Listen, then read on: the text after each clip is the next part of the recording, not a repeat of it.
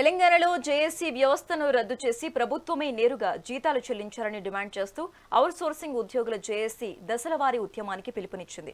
Somajiguda press club లో మాట్లాడిన JAC నేతలు చాలీ వేతనాలతో ఆర్థిక ఇబ్బందులు పడుతున్నామని ఆవేదన వ్యక్తం చేశారు. ఈ నెల 28న భిక్షాటన, మార్చి 7న మానవహారాలో, 14న మహాధర్నా చేపట్టనున్నట్లు ప్రకటించారు. ఏప్రిల్ 11న చలో ఢిల్లీ ద్వారా రాహుల్ గాంధీకి వినతి పత్రం అందజేస్తామని స్పష్టం చేశారు.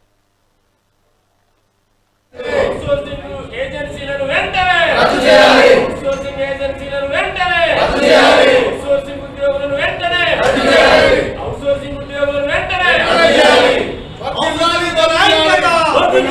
అవుట్సోర్సింగ్ ఉద్యోగుల ఐక్యత.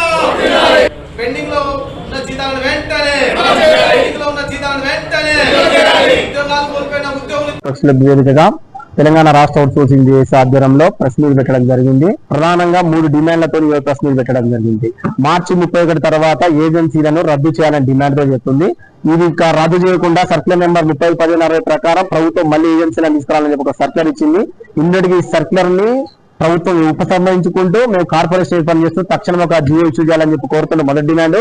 అలాగే ఎన్నో సంవత్సరాలకు పనిచేస్తున్నటువంటి మా అవుట్ సోర్సింగ్ ఉద్యోగస్తులను కూడా అనాధికారంగా ఏ రోజుకి ఆ రోజు తొలగిస్తా ఉన్నారు. రీసెంట్ గా revenue department, health department, excise department, marketing లో, ఇండోమెంట్ డిపార్ట్మెంట్ లో తొలగించి వారందరినీ కూడా తక్షణమే విధుల్లో కూడా తీసుకోవాలని చెప్పి తెలియజేస్తాను.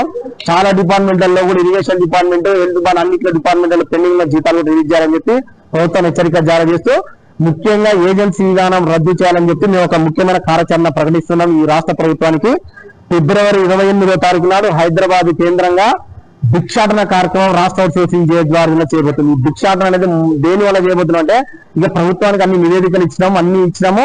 అయ్యా ఏజెన్సీలను రద్దు చేయండి, మీరు 700 మంది పైచిలుకున్న ఏజెన్సీల కల్లి కాదు 5 లక్షల మంది వైపు ఉందని చెప్పి మేము భిక్షాటన కార్యక్రమం చేయబోతున్నాం రాష్ట్ర అవుట్ సోర్సింగ్ జేఏసీ పక్షంలో. అలాగే మార్చి 7వ తారీఖున తెలంగాణ ఉద్యమంలో మానవహారం చేసినట్టుగా మరొకసారి ఫిబ్రవరి 7వ తారీఖున రాష్ట్ర వ్యాప్తంగా మార్చి 7వ తారీఖున అన్ని జిల్లా కేంద్రాలలో మానవహారం తెలంగాణ రాష్ట్ర అవుట్ సోర్సింగ్ జేఏసీ పక్షాన మానవహార కార్యక్రమం చేయబోతా ఉన్నాం. మార్చి 14వ తారీఖున మా కుటుంబ సభ్యులతో సహా అందరం కలిసి ఇందిరా పార్క్ వేదికగా మహాధర్నా నిర్వహించబోతున్నాం.